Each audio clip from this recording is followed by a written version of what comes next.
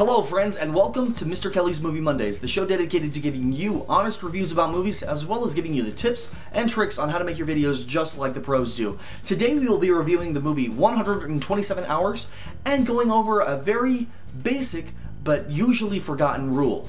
The rule of thirds. Now, if you follow me on Twitter or any other media site, you'll probably know that I was very excited to review the movie Black Swan, but for some reason, all the theaters in northern Colorado did not get this movie. So, in honor of this movie, I decided to dust off my old copy of Requiem for a Dream. I threw it into the DVD player, and I forgot how graphic it was.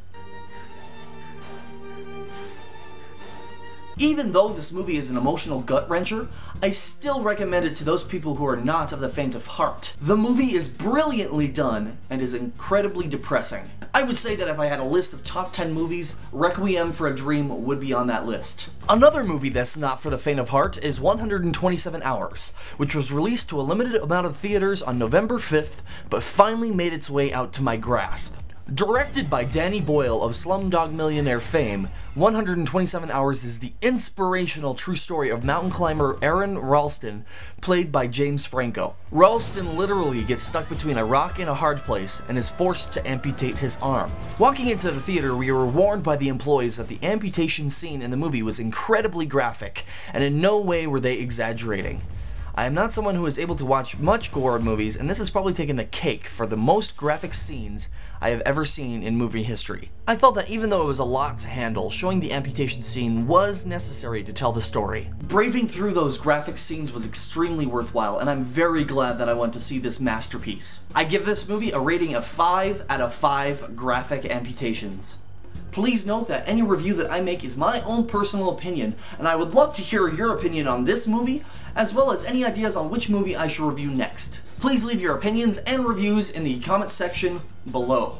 Now that I'm done reliving those graphic scenes, I'm ready to teach you the tip of the day. There is a little bit of psychology that goes into the rule of thirds. If you've taken any psychology class or any graphic design class, you've probably learned that the human mind is prone to liking the number 3. Like the major third on a piano, or the 3 lights on a stoplight, or a 3-ring binder. Anyways, it's good to know that the mind likes 3s. Now, the rule of thirds states that an image should be imagined as 9 equal parts.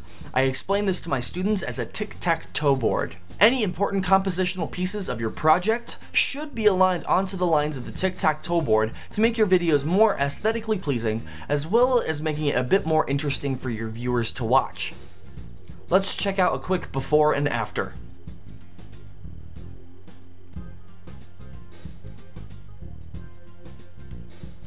See the difference? Now, a good way to start using the rule of thirds is to draw a tic-tac-toe board using Sharpie onto a piece of transparency film used for overhead projectors. Hold the piece of film up to the camera and align your frame accordingly. If you think of another creative way to remember the rule of thirds, or if there's any specific tutorial that you would like to see in the near future, please let me know in the comment section below.